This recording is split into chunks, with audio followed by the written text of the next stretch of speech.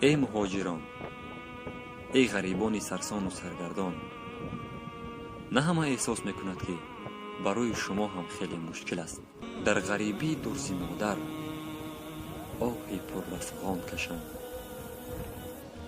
در دلم داغ جدایی درد بی درمان کشم. لحظه شیرین عمرم در غریبی ها گذشت، نوجوانی بگذرد تا میژه از میژگان کشم.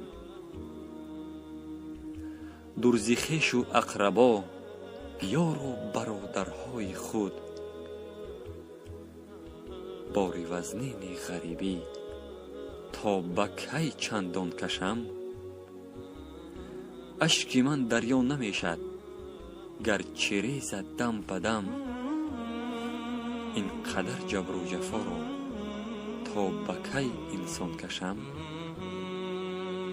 پیش چشمم لحظه دیدار مادر جلوگر، خاکی پای مادرم را کاش بر چشمم کشم.